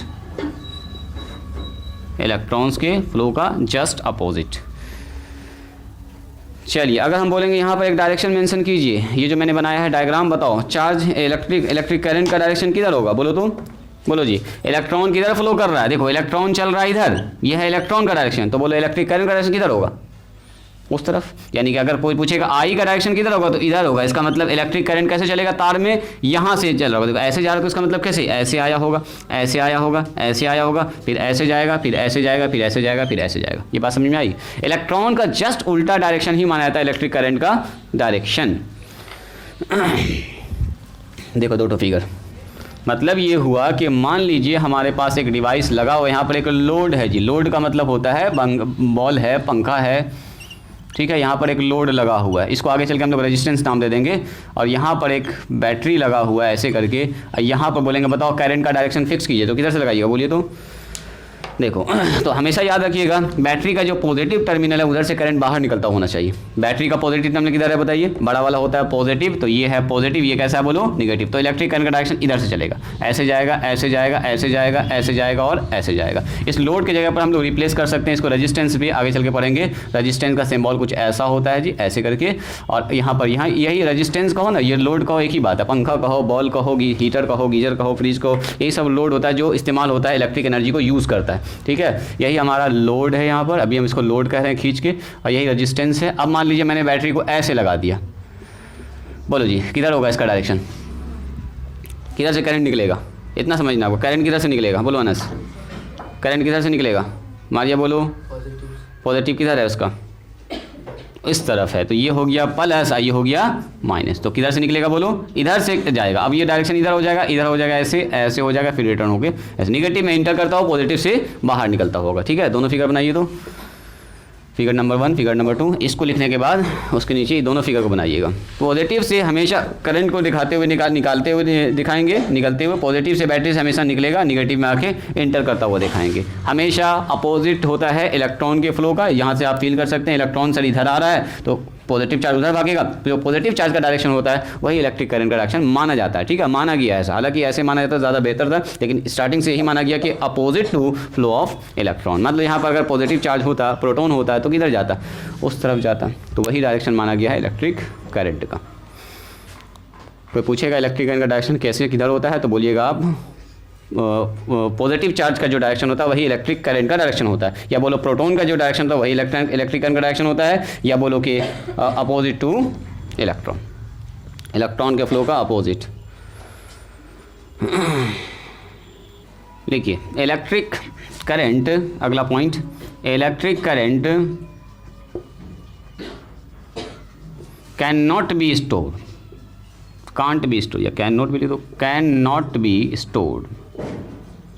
इलेक्ट्रिक करंट को आप स्टोर करके जमा करके न रख सकते हैं कि इलेक्ट्रिक करंट यहाँ पर 5 एम्पियर बह रहा है, रोक के रख लो उसको जी, न रख सकते हैं आप उसको, वो चलता ही रहेगा, उसको रास्ता चाहिए जाने के लिए आगे। जैसे पानी देखे होंगे आप, अगर मान लो यहाँ से पानी चल रहा है, ये पाइप है मान लो जी, रोड पर जो पाइप लगा रहता है देखेंगे आप, पानी इसमें फ्लो करता रहता है, पानी चल रहा है, आगे 2 रास्ता मिल गया इसको, तो क्या होगा, पानी यहाँ पर आके 2 रास्ता में बट जाएगा ना, बट जाएगा, इधर से कुछ पानी इधर चला जाएगा, कुछ पानी इधर चला जाएगा, आगे इसको और 2 रास्ता मिल गया, तो क्या होगा, पानी और आगे जाके बढ़ जाएगा 2 रास्ता में, इसका पानी इधर, इसका पानी इधर चला, और गली गली में घुस गया, तो क्या होगा बोलो, गली के अंदर इंटर कर गया, तो सर एक तो वो गली में चला गया, एक तो ये गली में चला गया, एक तो इधर वाले गली में चला गया। तो कहने का मतलब ये हुआ कि पानी यहाँ से निकला है तो यहाँ पर कहीं जमा करने के लिए रास्ता है नहीं, वो अपना रास्ता पकड़ता चला जाएगा। उसी तरह से जो इलेक्ट्रिक करंट होता है ना, वो भी अपना तार में कहीं पर जमा करके न रख सकते हैं आप। जैसे एग्जाम्पल देखो एग्जाम्पल, जैसे मैंने कहा यहाँ से 10 एम्पियर का करंट निकला है, सुनोगे ज़रा ध्यान से। अब यहाँ इसको मिल गया 2 रास्ता, एक इधर मिल गया, एक इधर मिल गया, उधर, इधर चला गया 7 एम्पियर, तो बोलो तो उधर कितना जाएगा, 3 एम्पियर जाएगा, क्योंकि यहाँ तो जमा होने का कोई जगह ही नहीं है। इसको हम लोग संधि कहते हैं, आगे चल के पढ़ेंगे, इसको बोलते हैं जंक्शन, है ना। इस जगह पर जहाँ पर के 2 रास्ता मिल रहा है, इसको इधर से निकला 10 एम्पियर, तो सर इधर चला गया 7, तो बोलो तो इधर कितना जाएगा, तो सर इधर चला जाएगा 3 एम्पियर। आगे 7 वाले को भी आगे चल के 2 रास्ता मिल गया, यानी 2 तार मिल गया, आगे चल के सीखेंगे अभी लोग। अगला तार 2 तार मिल गया, एक तार इधर बट रहा है और एक तार इधर बट रहा है, यहाँ चला गया मान लो यहाँ चला गया 2 एम्पियर, तो बोलो इधर कितना जाएगा, इस पाइप में या इस तार में कितना आया 7 एम्पियर का करंट, तो इधर कितना जाएगा, उधर 2 चला गया, तो इधर कितना जाएगा बोलो 5 एम्पियर जाएगा, इधर जाएगा 5 एम्पियर। तो उसी तरह से और भी आगे जाएगा, और भी आगे बढ़ जाएगा, मान लो आगे फिर 2 तार मिल गया, इधर चला गया 1 एम्पियर, तो बोलो इधर कितना जाएगा, बोलो 1 एम्पियर जाएगा। उसी तरह से सर बढ़ता है, यानी कि ऐसा नहीं है कि यहाँ से 10 निकला तो यहाँ चला जाएगा 7, यहाँ चला जाएगा 3, यहाँ चला जाएगा 1, अब बीच में 1 हो जाए यहीं पर है, ऐसा कहीं नहीं, जमा नहीं हो सकता बीच में, जितना निकला है उतना ही उसको फिर दोनों तार में जाना है। तो अगर ऊपर चला गया 3 तो नीचे जाएगा 7, ऊपर चला गया 4 तो नीचे जाएगा 6, ऊपर चला गया 8 तो इधर कितना जाएगा फिर 2 जाएगा। इसी तरह से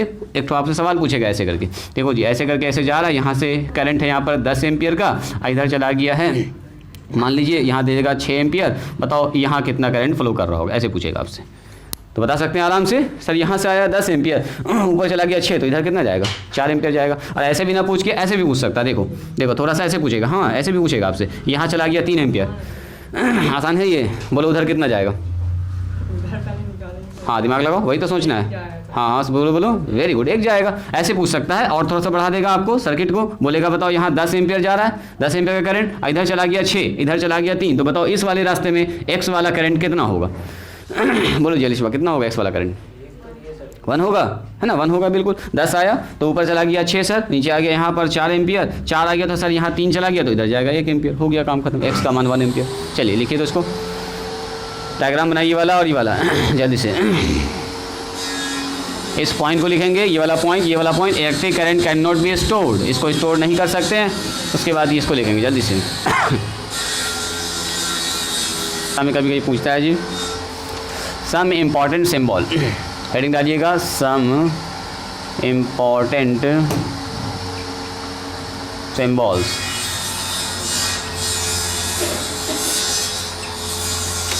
कुछ सिंबल्स ऐसा जो आपको पहले से पता भी होगा। देखिए पहला है सेल का सिंबल, सेल का याद आप सामने नाम लिखेंगे और उसके सामने सिंबल लिखेंगे, ठीक है। सेल, हिंदी में इसको बोलते हैं सेल, CELL, सेल। कैसे लगाते हैं इसको? ऐसे करके एक तरफ प्लस एक तरफ माइनस लगाते हैं, इसको हम लोग बोलते हैं सेल। और इसी का दूसरा भाई क्या है, इसका नाम है बैटरी। बैटरी,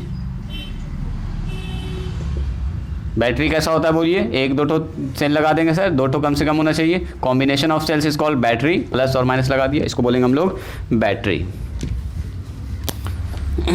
सुनो, तार का अगर सिंबल लगाना, वायर का, वायर, तार, वायर का सिंबल, तो वायर का सिंबल कैसा होगा? सीधा ऐसे करके लाइन खींच दीजिएगा, AB लिख दीजिएगा, बोलेंगे AB एक वायर है। नंबर 4 में आइए, जंक्शन, इसको बोलते हैं संधि, जहाँ पर आके बहुत सारा चीज़ मिलता है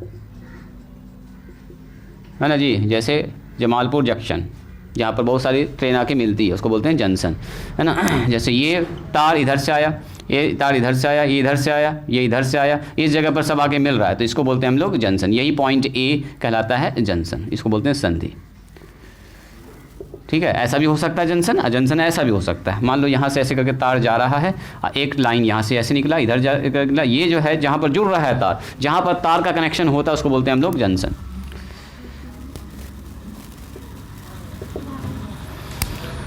ठीक है। इसको बोलते हैं हम लोग जंक्शन।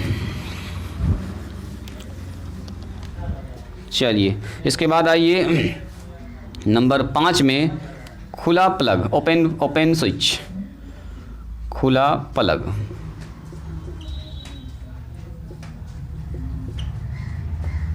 या इसको कुंजी भी हम लोग कहते हैं, है ना, खुला कुंजी, खुला प्लग, प्लग की। इसको हम लोग ऐसे बनाते हैं, देखो जो खुला हुआ अगर है ऐसे करके ऐसे, ठीक है। एक और भी सिंबल है इसका जो हम लोग आगे चल के यूज़ करेंगे, ऐसे करके, देखो इसको बोलेगा खुला हुआ प्लग है ये, मतलब यहाँ से तार इलेक्ट्रिक करंट पार नहीं करेगा, ओपन है यहाँ से अगर करंट आएगा तो नहीं जा पाएगा, यहाँ से करंट आएगा तो यहाँ खुला हुआ है, नहीं जा पाएगा सर। नंबर 6, क्लोज स्विच भी लिख सकते हैं, बंद प्लग, बंद प्लग या कुंजी, बंद कुंजी भी कह सकते हैं इसको आप, बंद स्विच भी कह सकते हैं। देखो जी बंद स्विच होगा ना तो खाली यहाँ पर सिंबल ऐसे करके डॉट लगा देंगे, ये है खुला हुआ का, ये है इसका मतलब सर्किट ऑन है, मतलब स्विच जैसे आप लोग ऑन ऑफ करते हैं वही हुआ, यहाँ पर ऑन हो गया। या इसको ऐसे भी लिख सकते हैं, ऐसे करके इसमें ऐसे तीर का निशान लगा देंगे, इसका मतलब क्या हुआ?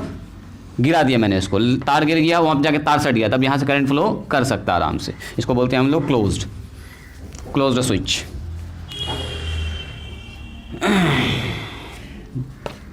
देखो जी नेक्स्ट हमारे पास है क्रॉसिंग। अगर हमको क्रॉसिंग दिखाना है, crossing of wire without junction, मतलब क्या हुआ कि हमारे पास तार क्रॉस कर रहा है लेकिन जंक्शन पर मिल नहीं रहा है। यहाँ तो मिलता हुआ ना, ये मिल गया है, टच कर गया, यहाँ पर जुड़ा हुआ है, जुड़ा हुआ नहीं हो तो ऐसे दिखाएंगे। देखो ऐसे एक तार आया और ऐसे करके ऐसे चला गया और दूसरा तार ऐसे चला गया, तो इसका मतलब क्या हुआ? ऐसे करके गया, ऊपर से गया है ये नीचे, मतलब बीच में यहाँ पर कनेक्शन दोनों के बीच में नहीं है। या आप इसको ऐसे भी दिखा सकते हैं, ऐसे सर एक तार ऐसे करके आया और दूसरा तार जब लाएंगे ऐसे, तो क्रॉस अगर इसको नहीं कर रहे हैं, टच नहीं करवाना है, तो ऐसे करके दिखाएंगे, ऐसे ओवरलैप करके निकल गया ऊपर से, ये ऊपर से निकला है विदाउट जंक्शन, क्रॉसिंग हो रहा है तार का लेकिन ऊपर से, ये भी क्रॉसिंग हो रहा है लेकिन ऊपर से हो रहा है, तो ऐसे दिखा सकते हैं आप। नंबर 8 कुछ सिंबल है जो इंपॉर्टेंट है, जैसे बल्ब का सिंबल। देखो जी, कभी भी बल्ब का सिंबल अगर लगाना होगा तो बल्ब के लिए हम लोग यूज़ करते हैं ऐसे करके गोल, और ऐसे 1 और 2 ऐसे करके घुमा दिएगा, मतलब ये एक बल्ब लगा हुआ समझो, दिस इज़ बल्ब, इसको बोलेंगे बल्ब।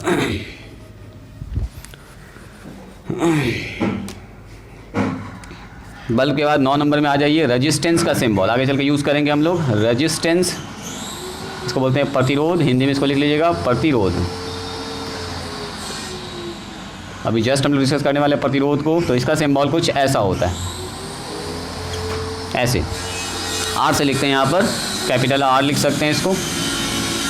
Number 10 ammeter. अमीटर भी यूज़ करेंगे जब हम आप लोग बताएंगे ओम्स लॉ, तो वहाँ पर यूज़ करेंगे अमीटर का, अमीटर इसको बोलते हैं अमीटर।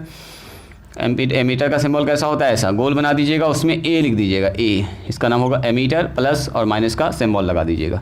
अगला इसी के जस्ट मिलता जुलता होता है वोल्ट मीटर। एमीटर से क्या नापते हैं, वोल्टेज को नापते हैं, आगे चल के लिखाएंगे इसको वोल्ट मीटर। वोल्ट मीटर, तो वोल्ट मीटर से क्या नापेंगे हम लोग, वोल्टेज को, जो कि ओम्स लॉ में ज़रूरत पड़ेगा, अमीटर का भी और वोल्ट मीटर का भी, इसमें भी लगाइएगा प्लस और माइनस। मेरे ख्याल से इतना सिंबल काफ़ी है जो आप लोगों के लिए यूज़ होगा अभी।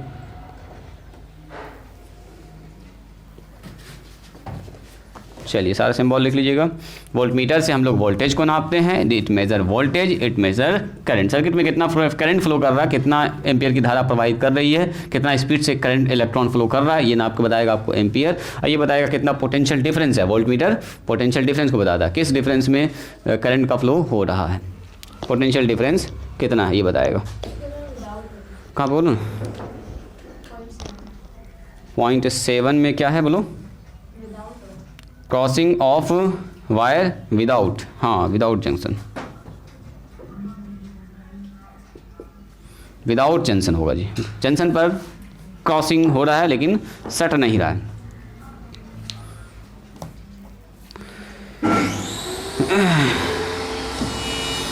अब बताइए रेजिस्टेंस वाला टॉपिक स्टार्ट करें अभी कि नहीं करें, बोलिए क्या चाहते हैं आप लोग, बोलो शब्बीर बोलो, आप लोग बताइए। चलिए हेडिंग डालिएगा तो रेजिस्टेंस यानी कि प्रतिरोध। रेजिस्टेंस पढ़ते हैं इसको जी, रेजिस्टेंस लिखा जाता है, रेजिस्टेंस पढ़ा जाता है, रेजिस्टेंस यानी कि प्रतिरोध।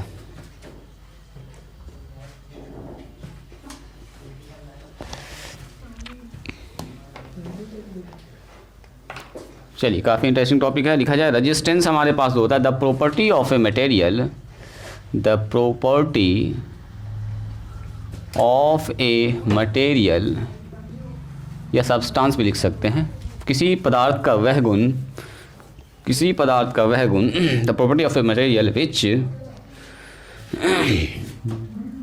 which opposes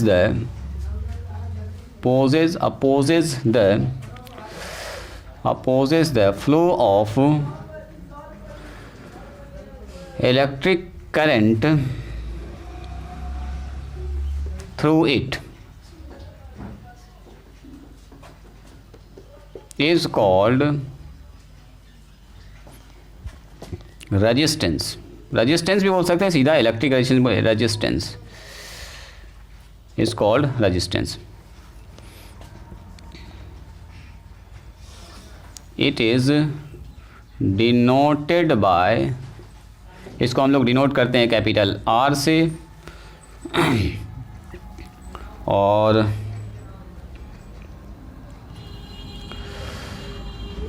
the symbol of resistance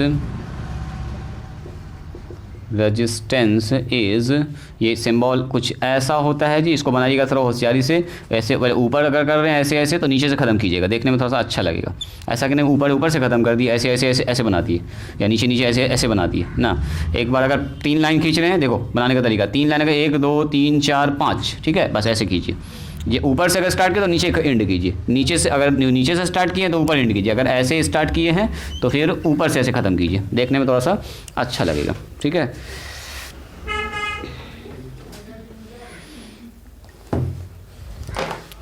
हो गया यहाँ तक, लिखिए the SI unit of resistance is, या resistance is an scalar quantity, ये भी एक नंबर है, स्केलर क्वांटिटी है। Resistance is an scalar quantity. इसको रिप्रेजेंट करने के लिए सिर्फ मैग्नीट्यूड की ज़रूरत है, डायरेक्शन का कोई काम नहीं है यहाँ पर। आ जाइए दूसरा हमारे पास द एसआई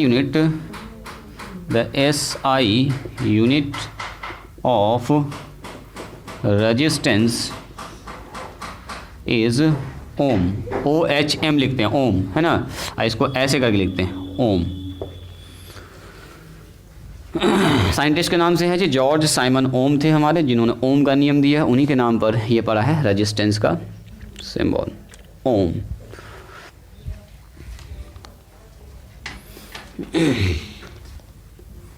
चलो पहले कुछ बात बताते हैं, फिर कुछ पॉइंट लिखाते हैं। यहाँ पर खाली 2 लाइन छोड़ या चलो पहले सीख लो, उसके बाद उसी के नीचे लाइन लिखेंगे।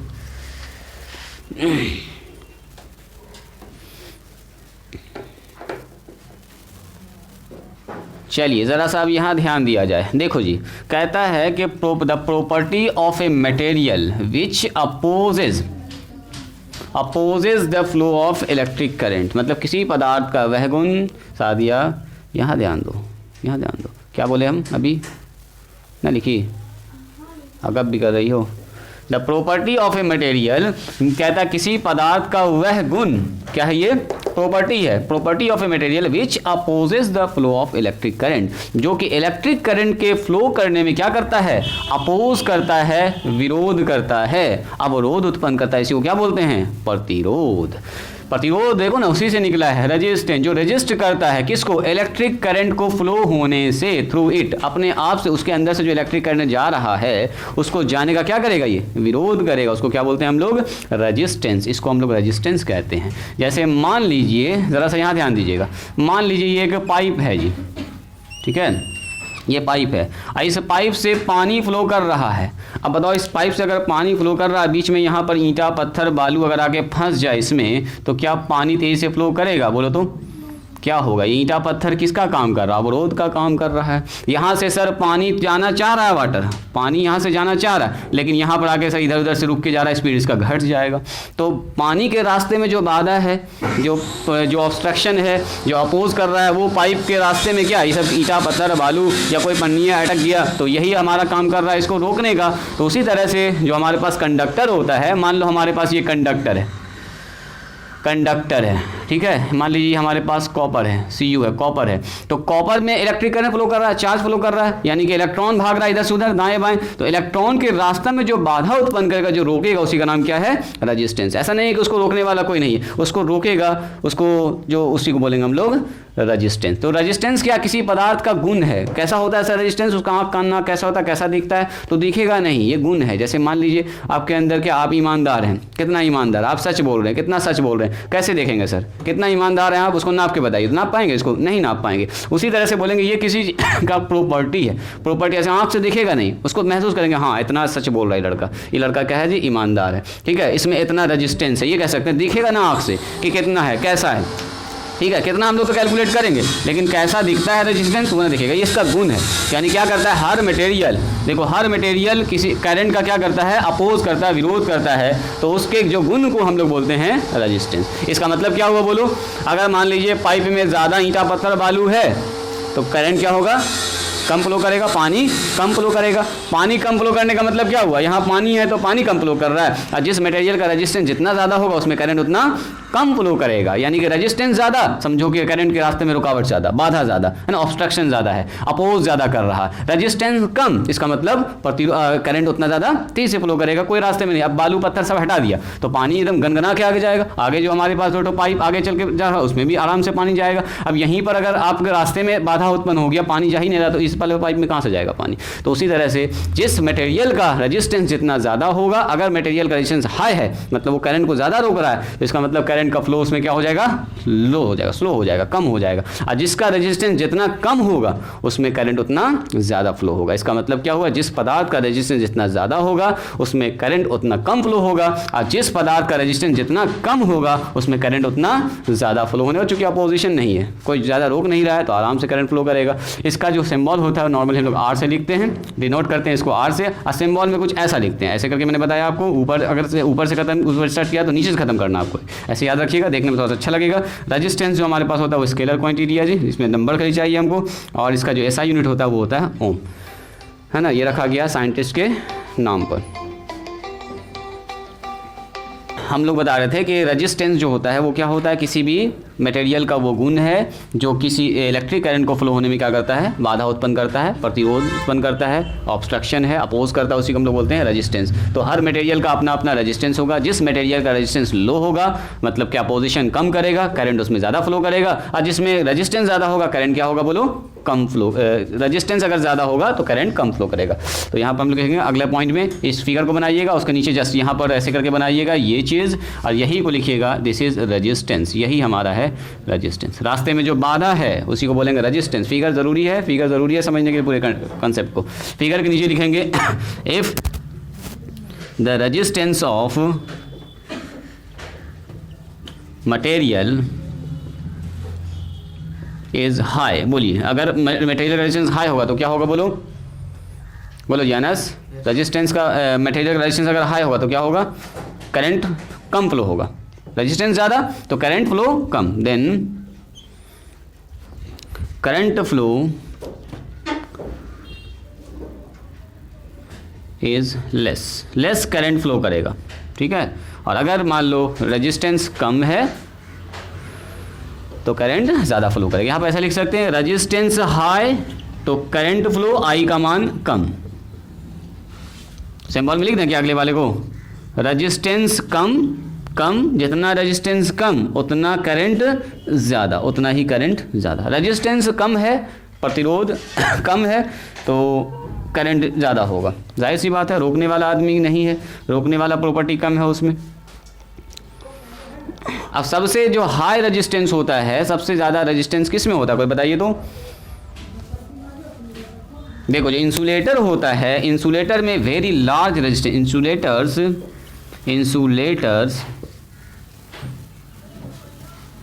insulators having high resistance, very high resistance, very high resistance।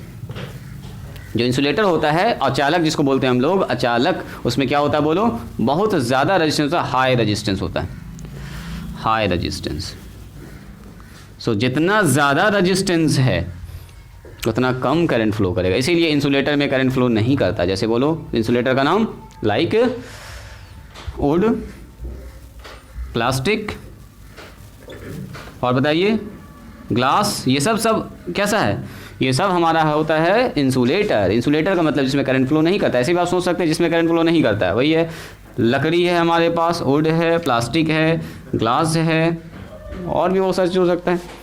एक अबरक भी आता है जी, जो हम लोग यूज़ करते हैं कहाँ पर, इसके अंदर, आयरन के अंदर लगाते हैं, इंसुलेटर है, करंट फ्लो नहीं करता लेकिन हीट का ट्रांसफ़र कर देता है वो।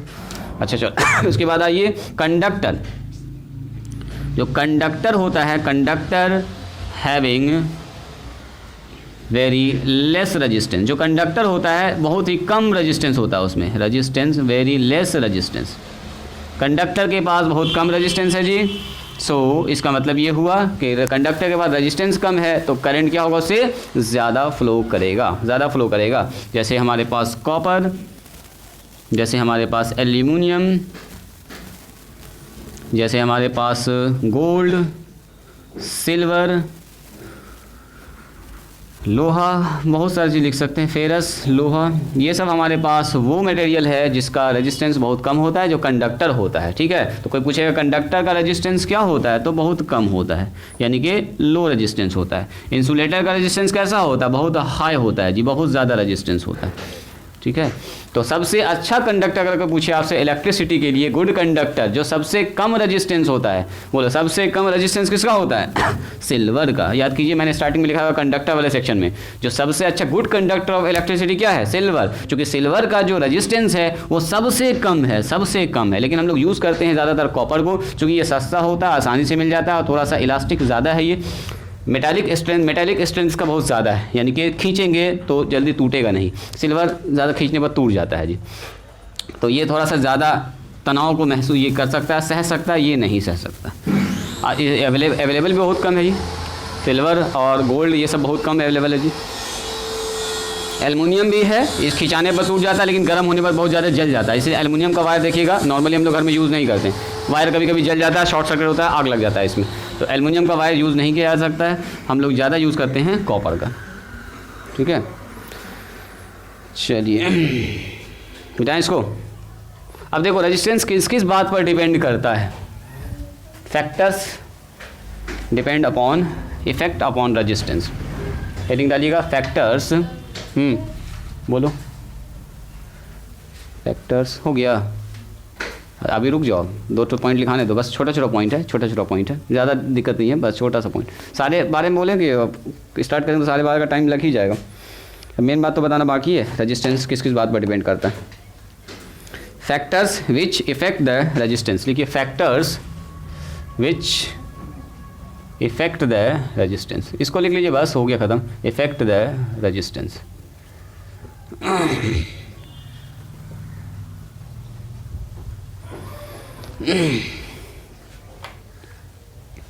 देखो 3 बात 4 बात यहाँ पर है, उन चारों बात को आपको बस ध्यान से देखना है। देखो सबसे पहली बात तो ये है कि जो रेजिस्टेंस ऑफ ए मटेरियल होता है, resistance of a wire, resistance of a material या कंडक्टर लिखते हैं यहाँ पे, वर्ड कंडक्टर लिखते हैं। Conductor is directly proportional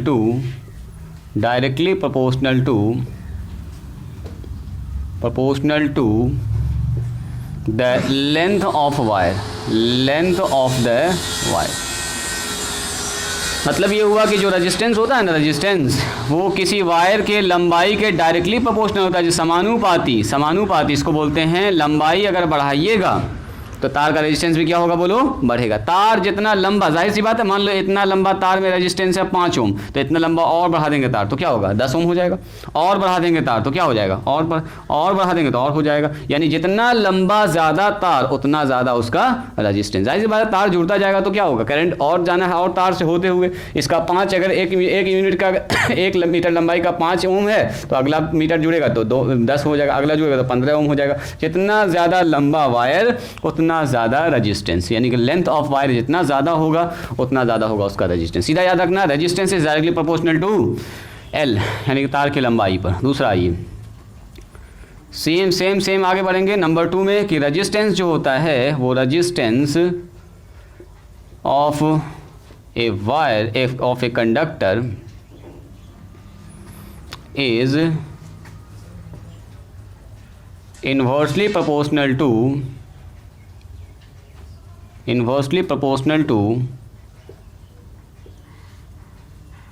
to the thickness of wire. Thickness कहो या cross sectional area of wire को, थिकनेस भी लिख सकते हैं, थिकनेस, या इसी को बोलते हैं क्रॉस सेक्शनल एरिया, थिकनेस या cross sectional area of the wire. यानी कि वायर का एरिया जितना ज़्यादा होगा, क्रॉस सेक्शनल एरिया की बात हो रहा है, या वायर का समझो थिकनेस, मोटाई, जितना मोटा वायर उतना कम रेजिस्टेंस। देखो लिखा हुआ इनवर्सली प्रोपोर्शनल, यानी मोटा तार अगर आप लगा रहे हैं तो उसका रेजिस्टेंस क्या होगा, कम होगा। जितना मोटा तार होगा उतना ज़्यादा इलेक्ट्रॉन फ्री होगा, उतना आराम से करंट फ्लो करेगा। तार जितना ज़्यादा मोटा उतना ज़्यादा आपका उतना ही कम रेजिस्टेंस, यानी कि इन्वर्सली प्रोपोर्शनल होता है। R is inversely proportional to 1/a cross sectional area. ज़रा सा इसको देखिएगा, देखो एक ये तार है, देखो जी, एक ये तार है और एक ये तार है। देखो ये कितना मोटा है, ये तार पतला है और ये तार कैसा है, बोलो, मोटा है। तो इसका रेजिस्टेंस ज़्यादा होगा और इसका रेजिस्टेंस कम होगा। इसके पीछे कारण क्या है कि ये जितना मोटा तार होगा उसमें उतना ही ज़्यादा ना फ्री इलेक्ट्रॉन्स होगा, उतना ज़्यादा वॉल्यूम उतना ज़्यादा इलेक्ट्रॉन्स। इसका मतलब क्या हुआ, जितना मोटा तार उतना कम रेजिस्टेंस, एरिया जितना। इसी को बोलते हैं हम लोग क्रॉस सेक्शनल एरिया। देखो ये जो एरिया देख रहे हैं ना आप, ये वाला इसको बोलते हैं अनुप्रस्थ काट का क्षेत्रफल, इसको बोलते हैं अनुप्रस्थ काट का क्षेत्रफल। ये जो एरिया जितना ज़्यादा होगा उतना ज़्यादा होगा, इसी को हम लोग ए से डिनोट कर रहे हैं। इसमें देखो उतना ही छोटा पतला है ना, और बना देंगे तो ये वाला सर और बहुत ज़्यादा हो गया, ये वाला देखो इतना क्रॉस सेक्शनल एरिया हो गया इसका, इसमें और आराम से करंट फ्लो करेगा। अब देखो ना, जितना मोटा पाइप रहेगा उतना आसानी से पानी जाएगा ना जगह। देखो पाइप पतला है, पानी एकदम धीमे धीमे जाएगा इसमें। पाइप एकदम मोटा कर दिया तो क्या होगा, पानी एकदम आराम से इसमें फ्लो करेगा। तो कहने का मतलब जितना मोटा पाइप उतना आराम से पानी उसमें फ्लो करेगा। उसी तरह जितना मोटा तार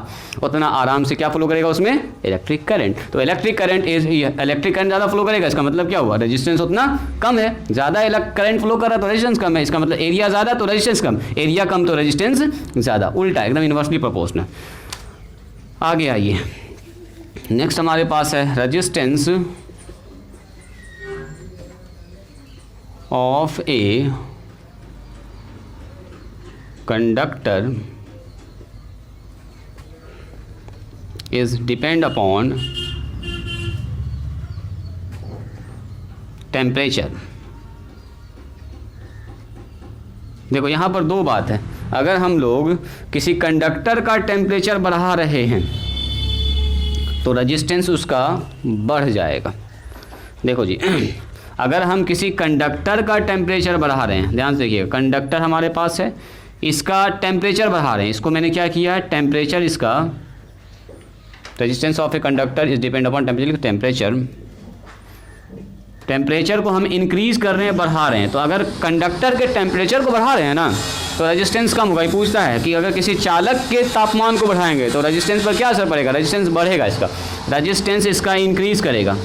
ये ऑब्जेक्टिव में पूछा गया जी, रेजिस्टेंस इसका क्या करेगा, देखो हम सिंबल से लिख दे रहे हैं, इंक्रीज़ करेगा, रेजिस्टेंस इंक्रीजेज। लेकिन अगर हमारे पास एक सेमी कंडक्टर है, सेमी कंडक्टर, और सेमीकंडक्टर के टेम्परेचर को आप बढ़ा रहे हैं, टेम्परेचर को आप बढ़ा रहे हैं, तो सेमीकंडक्टर के टेम्परेचर को बढ़ाते हैं, रेजिस्टेंस क्या होता है, घटता है, रेजिस्टेंस घटता है। यानी कोई अर्धचालक वस्तु है हमारे पास, जैसे सिलिकॉन है, जर्मेनियम है, ये है, अर्धचालक वस्तु का अगर आप टेम्परेचर बढ़ाइएगा तो रेजिस्टेंस घटेगा, कम होगा। और अगर कंडक्टर का, जैसे मान लो लोहा को गर्म कर रहे हैं, जो एग्जांपल दिया मैंने, एल्युमिनियम को गर्म कर रहे हैं, चांदी को गर्म कर रहे हैं, तांबा को गर्म कर रहे हैं, तो जितना भी हमारे पास कंडक्टर है, यानी चालक है, चालक वस्तुओं के टेम्परेचर को बढ़ाने से उसका रेजिस्टेंस क्या होता है, बढ़ता है। और अर्धचालक वस्तुओं का रेजिस्टेंस बढ़ाने से उसका टेम्परेचर क्या होता है, सॉरी, अर्धचालक वस्तुओं का टेम्परेचर बढ़ाने से, यानी कि तापमान बढ़ाने से उसका रेजिस्टेंस क्या होता है, कम होता है। तो सिंबल में भी आप लिख सकते हैं, लैंग्वेज में भी लिख सकते हैं। बात समझ में आई? तो अगर इन सब को हम मिला देंगे तो देखो क्या होगा।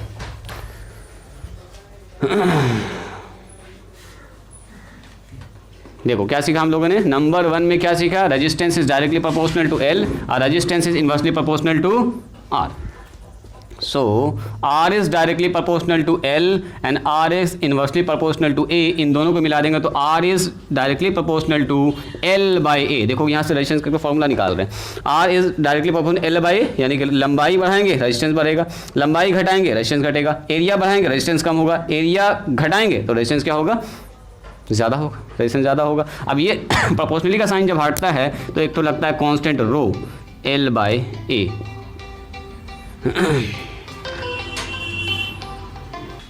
देखो जी, तो क्या हो गया हमारे पास, अगर हम लोग रेजिस्टेंस लंबाई के डायरेक्टली प्रोपोर्शनल, एरिया के इनवर्सली प्रोपोर्शनल है, क्रॉस सेक्शनल एरिया के, और अगर हम लोग दोनों को मिला देंगे, दोनों को मिक्स कर रहे हैं तो ऊपर एल और नीचे आ गया ए। एक फार्मूला निकाल रहे हैं हम लोग, तो R directly proportional L by A, तो आर बराबर होता है रो इंटू एल बाई। अब ये रो कहाँ से आया सर, ये जो हटता है तो एक तो लगता है कॉन्स्टेंट, ये तो कॉन्स्टेंट, इसको हम लोग बोलते हैं, रो को कहते हैं हम लोग स्पेसिफिक रेजिस्टेंस।